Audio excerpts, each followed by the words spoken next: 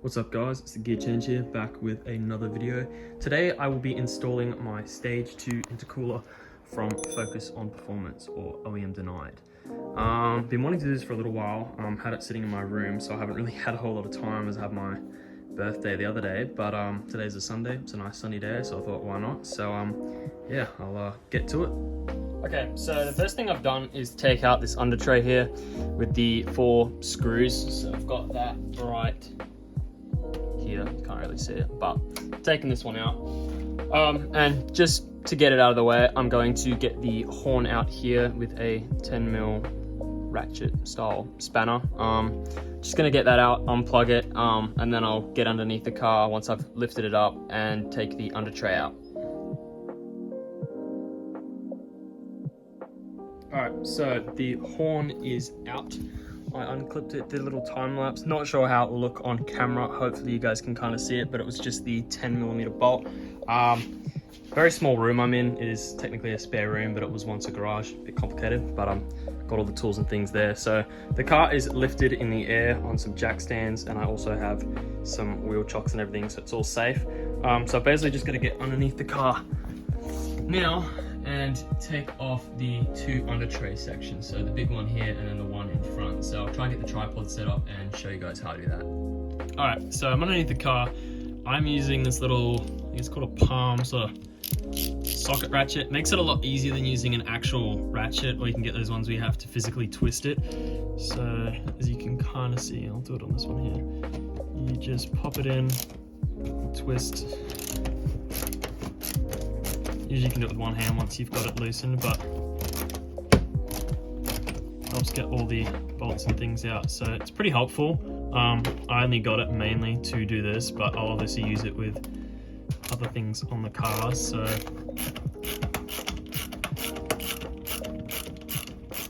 it just makes it far quicker. So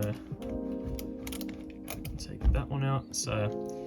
And you can put multiple different sort of drill bits and bit pieces in here, so it's honestly really handy and worth getting. So I'll get all these out now and take the tray out carefully, and then I'll show you guys the next step. Alright, so both of the trays are now off.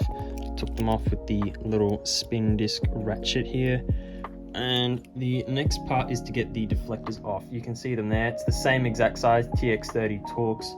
So you got that one there and one over on that side. I'll have to switch the camera angle over in a bit, but I'll do this one from above and then show the other one. Okay, so here I am on the other side, the passenger side of the car, and you can see the other TX30 bolt is up and in there. It's a bit hard for it to focus, but that's where it is. So it's just in that point there, so a little bit more difficult to go through, but you can just use this little thing again, get your hand up, in and on in there like that. So you can use that or a spin handle, whatever works for you.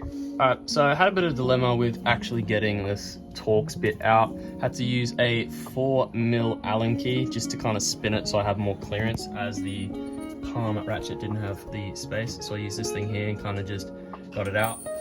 Because I have a front splitter on my car, I also had to undo this bolt here and use the Allen key again to get one of the deflectors off, and I'll have to also do that for the other side over there.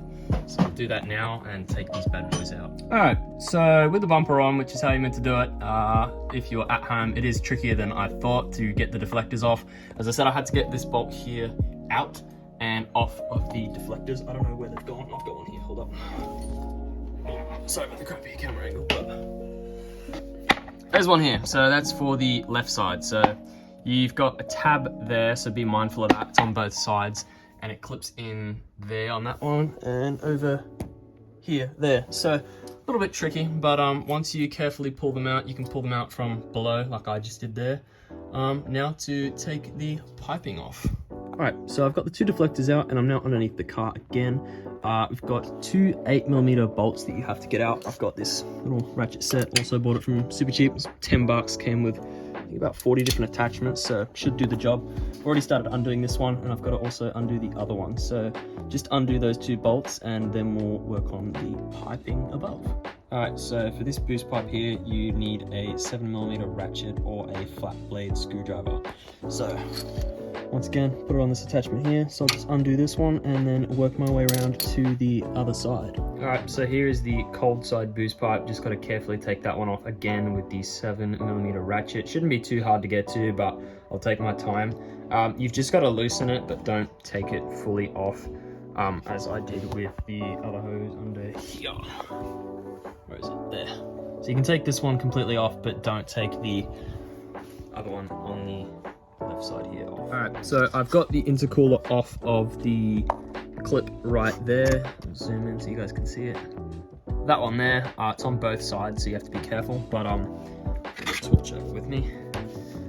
So in there, so you got two clips and that's what it holds on to. I've undone that one there, so hopefully from underneath the car when I get under it, I should be able to just pop that side out and unrelease the old intercooler. Alright, so you've got these ratchet supports here. You take the first bolt out there and then just half loosen this one here up the back, just so it tilts forward slightly so you can get the new and bigger intercooler into its spot. Alright, so I'm not sure if this is the order in which you're meant to do it, but I loosened those brackets underneath the car and I've got the intercooler on the hangers. Let's see if I can get a torch and show you guys. Grab this one. Right, so you got the hanger there. It's a bit hard to see, but sitting on it, it's just above where the welding is there. And then you got that one there. So I've put it on the hanger, and then you're meant to get this pipe on first on the left, and then this secondary one on the right. So I've got it on there just so I can kind of line it up where I need, and then I'm going to carefully put the pipes back on and then tighten up those two brackets that you can see there with the torch. So I'll do that now. Alright, so both of the pipes, as you can see, one down there, a little bit hard to see. That one's on, and so is that one over there. I'll see if I can get underneath the car. Oh, I'll show you guys. So, a bit hard to see actually. Oh, squeeze under here. Right. So, the torch is a little bit too bright actually.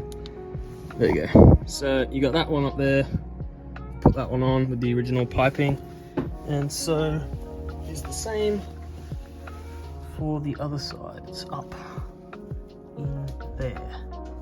Alright, so you've got two L-shaped brackets. You got one here on the right side, one here on the left side. The idea is that you put these in hand tight, these ones here, as well as this one, and this one has a little nut that goes on top. And then you push the intercooler with either, like, I was just using my elbow as far forward as it goes, and tighten up that one on this side and that one on this side. And then you can do these ones up.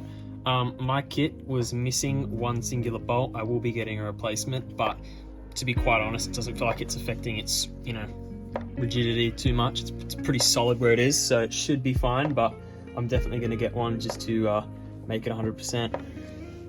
Just gonna put the two under trays back on now and take it for a drive, and hopefully everything's all good. Also, I forgot to mention before I put the under trays on, the horn. So it is the 10mm, and you just tighten it up and also make sure that this cord here is not touching this bit. So that's in now. Just got to put the two under trays on and we'll take it for a drive and see how it goes. All right, so just took the car for a drive. Very different noise, probably due to its size difference. The stock intercooler, as some of you who own the car know, it is very small. So this one is probably twice the size and weight, so it makes a very big difference. Yeah, I guess the next thing is just to get the car tuned, but definitely worthwhile putting it in. Very tricky, and my hands have some battle scars to show from it. But I hope that helps some of you out, and I'll catch you in the next video.